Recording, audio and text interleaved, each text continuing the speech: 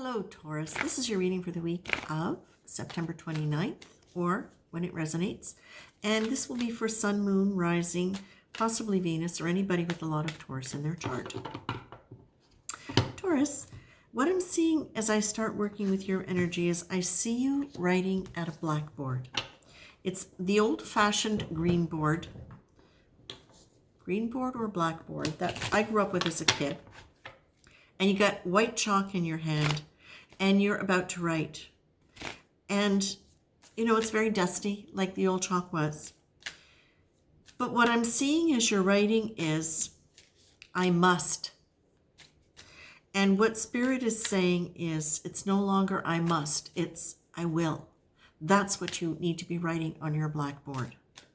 Now, the other thing that I'm seeing is you are a kid writing at this blackboard, and you are teaching a classroom full of adults. And that says to me that you were probably very much in a state in your childhood where, and I'm going to say childhood, but you know, youth, even perhaps young, like late teenager, very young adult.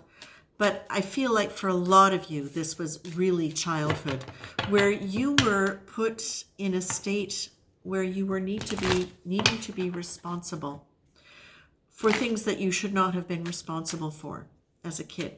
It was not your option. And what that did for you, oh, Taurus, I get it now. What this did for you without even realizing it was it put you into a state of overwhelm. It put you into a constant state of anxiety, of not letting the class down, because it's really this quality where it's not just that you are teaching people older than you. It's not just that you are supposed to be responsible for knowing better and educating these adults. It's really that sense that you're up at the front of the class. You're very aware of the fact that eyes are on you, and that somehow you were supposed to carry off this thing for which you know on some level you're not really equipped. And you know that by virtue of the anxiety and the discomfort. And yet you feel somehow as though you're at fault because you don't have what it takes to carry this off. Now, what does that do to your poor nervous system as a young child? Well, it can lead you into a sense of almost like chronic, I'm going to say chronic overwhelm, and I don't really know exactly what that means yet, but it's that feeling that it becomes almost this ingrained belief, thank you, that you don't have enough, you will never have enough of what it takes to get it done, and it leaves you feeling as though you're in the crosshairs of authority all the time, where it can definitely lead to that kind of thing. So who is an authority? What is an authority? It can be the government. It can be a religious group. It can be a family system. It can be anybody who potentially is viewing you from the outside. It can be the world at large that then you suddenly become uncomfortable facing. Because when you do that, then that old energy of going to overwhelm really quickly, like having a stress set point that is far more acute than it really should be.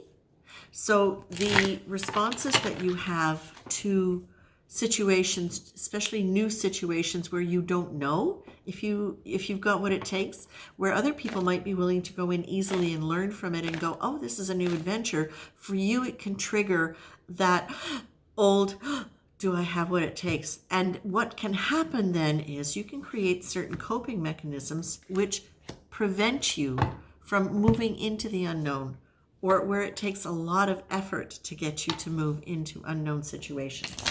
Now, why is that relevant? It's relevant because what this is asking you to do, what this reading is asking you to do, is that you're being asked to look at why not and who says so. Where do those limiting beliefs come from, and what do they actually look like? Because what I'm getting here also is that And a lot of the coping mechanisms that can come with that quality of overwhelm can be kind of hidden. Oh, this is interesting. Can be kind of hidden behind an air of, well, of course I can, and of course I will. But in front of that, energetically, it's literally almost as though I'm seeing a wall of, not fog, but a wall of energy that creates like a buffer between you and your next step, so that it's not an easy flow. It's not an easy momentum into it. It's something that you have to really push through. So it has to be something that you really, really want in order for you to go it. And the thing is, one of your coping mechanisms is learning to not want too much. Taurus, this is big. This is big, because this can show you some of the reasons why you have stepped back from thinking in big pictures, stepped back from forging forward. It's because it triggers that state of overwhelm and that fear that you will be in overwhelm, that fear if you do strike out in whatever it is, whether it's profession, whether it's profession. Somebody asked me to hold the cards up for longer, so I'm going to. There you go. I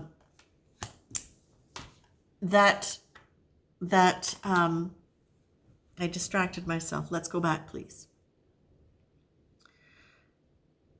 That sense, that fear that if you step forward too quickly, or if you step forward into new things, you might not have it. So what you need in order to do it, that all eyes will be on you and you don't want to fail, because what would have been the repercussions if you'd failed as a child? Shame. Shame. Now, what's beautiful about this reading, I feel, Taurus, is that you've done enough work now to gain a sense of confidence in knowing your own resources. And it's not now about, well, I can and therefore I will. It's like, yeah, I can. Yeah, I've proven that to myself. I know I can show up. So the adult voice is now bigger than the child voice. And what I see happening for you now is you're probably many of you are uncovering some of the key relationships or aspects of key relationships that have kept you in some ways timid without even realizing it's timidity. It's kind of like you've created this energy around you that makes it reasonable somehow not to go forward, makes it all right not to go forward, makes enough, this is enough, feel just fine. And without even realizing necessarily that it's that fear of overwhelm or the aspects of what the original imprint was for you that has created that sense of, maybe I can't, so I'll just stay here. Good. It's all good here. Look, I can be really good at doing this and I'll really excel at it, but I won't take it there, or I won't do that because I don't need to. This is good enough, right? And so what I'm also getting with this is I'm getting a situation where you're also now getting to look at the fact where the emotions were strong around it. You're starting to uncover the strong feelings that were there. And as you're starting to uncover the strong feelings that were there, that why not, who says so card, you're getting to really be able to hear it from your adult place. It doesn't have the same physical impact or emotional impact that it did. And what this is doing is it's giving you the opportunity now to not respond to situations and people and attitudes that previously would have felt disempowering for you. Now they're not. You're acknowledging them. And you don't have to defend, and you don't have to explain, and you don't have to apologize. You can really, genuinely just be who you are, state what you need, and let whatever anybody else's attitudes and moods are be theirs. and you can keep going. They don't have to be, you don't have to have that wall of energy preventing you from being exposed to those things because they no longer affect you. Now you've got the ideal childhood card. So Taurus, I feel like this is absolutely bang on for you, and I feel like this is a real breakthrough into something big for you, into something that is just heart opening, with joy and with possibility that